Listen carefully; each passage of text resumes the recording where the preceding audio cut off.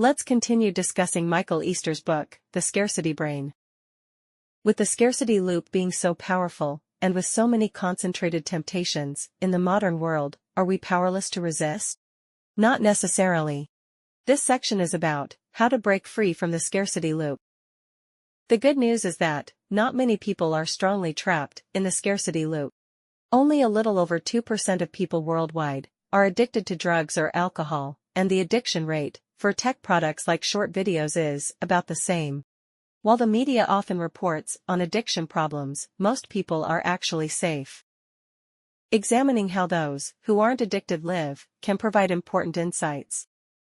Let's start with a classic experiment by psychologist B.F. Skinner in the 1940s, known as the Skinner box experiment. We've discussed this experiment before, but this time there's a twist.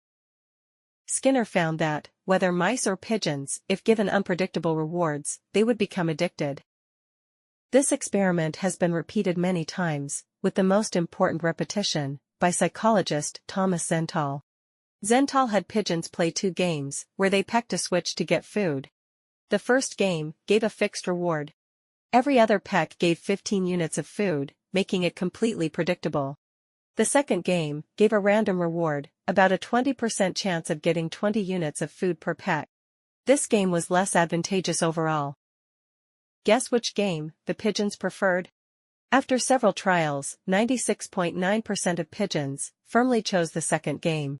This is a typical scarcity loop. The allure of random rewards far outweighs fixed returns, showing pigeons are real gamblers. Zental found that, not only pigeons, but other birds, mice, monkeys, and even cockroaches, prefer games with random rewards. Even when the fixed reward is 7 times higher, some animals still choose random rewards. The scarcity loop is very powerful. But Zental made a twist in his experiment. Did you notice that the Skinner box experiments were all conducted in a box? The animals were kept in cages. Could it be that the pigeons chose gambling games because they were bored in the cage? Indeed. Zental let the pigeons live in the wild for a while, and then let them play the 2 games. The pigeons rationally chose the first game. The pigeons quit gambling. In short, the pigeons in the cage chose gambling to find an outlet for their unreleased dopamine. Zental proposed a theory called the optimal stimulation model. This model says that both humans and animals need a certain level of stimulation. If life is too boring, below the necessary level of stimulation, we actively seek out stimulation. Caged pigeons are too bored, so they gamble. Once they live in the wild, with plenty of stimulation, they don't need to gamble. Think about kids addicted to mobile games. Could it be because they have little else to do? For example, surveys show that children left behind in rural areas, whose parents work away, are the primary victims of internet addiction. Indulgence in the scarcity loop is related to the brain's evolutionary settings, but also influenced by the environment. The same goes for drug addiction. Experiments show that mice kept alone in small cages will become addicted to cocaine. They press a lever to get cocaine, and keep pressing until they die. But if you provide these mice with a safe, comfortable environment similar to the wild, with wheels, wood chips, caves, nests, plants, and other mice to socialize with, the addicted mice stop pressing the lever. They quit drugs. Humans are similar. During the Vietnam War, 10% to 25% of American soldiers became addicted to heroin. People worried about their future. But when soldiers returned home, only 5% of those addicted were still using a year later. This is because their environment changed. The battlefield makes people want to escape, and drugs provide that escape. But in peaceful, normal life, there are various things to do.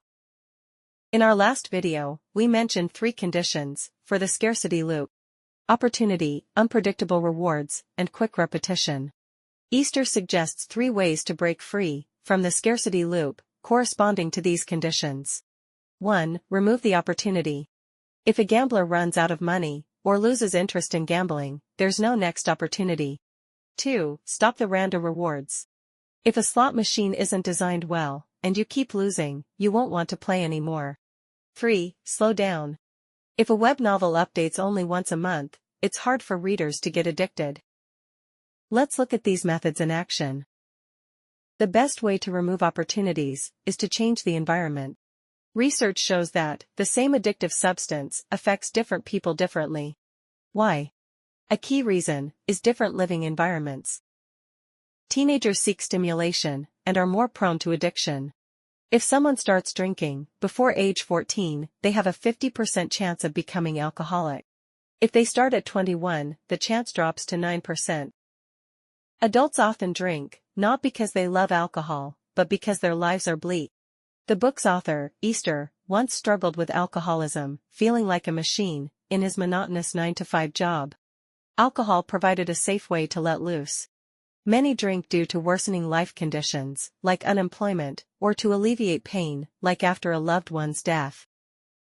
Opioid addiction in America is most common not in economically advanced areas, but in the Midwest, former manufacturing hubs hit hard by outsourcing. Despair leads to drug addiction. During the COVID-19 pandemic in 2020, fentanyl abuse surged, and drug overdose deaths increased by 33%. But as long as the environment changes, people can quit. Regardless of their youth, by age 30, half of drug abusers in the US have quit. Their lives change. They may start a business, get married, have children, and find new meaning in life. They have multiple goals to achieve, providing for their family, giving love and comfort. These new senses of meaning, purpose, community, and connection bring renewal, like pigeons returning to the wild. Temporary abstinence from drugs, gambling, alcohol, or internet addiction often leads to relapse. The best and most fundamental treatment is a significant life change. Going to school, finding a job, developing a new hobby, making new friends, changing their life circle. They need more than just to quit drugs. They need a good life. The second way to break the scarcity loop is to cancel unpredictable rewards.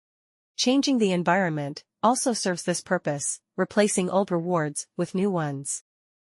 But drug stimulation isn't just about escaping life. Drug dealing is dangerous, with a sense of taboo and uncertainty about obtaining drugs and their potency. This special thrill explains why street-level drug users have higher abuse rates. In the US, the same opioid painkillers, when prescribed by a legitimate doctor with fixed dosages and intervals, show only 0.27% addiction rates. Fixed equals boring. Taboo equals thrilling. From 1920 to 1933, during Prohibition in the US, drinking became a thrilling act, and alcoholism rates surged by 300%. That's the power of taboo. The third method is to avoid quick repetition. In China, food culture has always been rich, but in the West, until a few decades ago, cooking wasn't about taste. Traditional food wasn't very tasty. Meals weren't meant to be enjoyable. Ideally, you felt full before consuming too many calories. Fast and cheap things are addictive, but the pleasure is fleeting. After 2 hours of short videos, don't you feel regret? But if you spend time on a complex movie, without repetitive scenes, you'll savor it. Effortfully obtain things, feel more valuable. Imagine if buying anything required assembling it for 2 hours like IKEA furniture. You'd have less impulse to buy, and would appreciate it more. In summary, the scarcity loop stops in 3 situations. When opportunities disappear, random rewards are cancelled, and repetition slows down. Most people won't fall into extreme loops, like gambling or drug addiction, but everyone has moments of being drawn in. The scarcity loop reminds you of path dependence and Markov chains, with a sense of inevitability.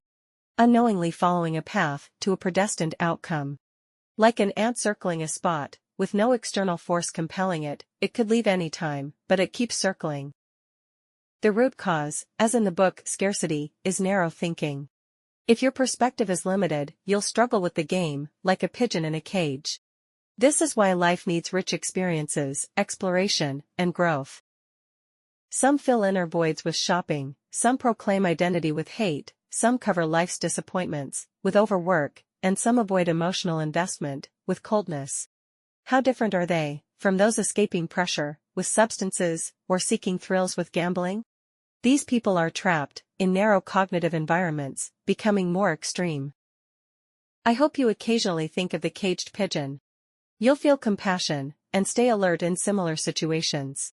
Being mocked by psychologists for irrational gambling out of boredom is pitiful. Don't hide in the cage, and don't cage others. That's it for today. In the next part, we'll discuss why you shouldn't quantify mate selection. If you feel there is value in this, please like, subscribe to this channel, and leave your thoughts or suggestions in the comments section. Let's grow together and read more good books.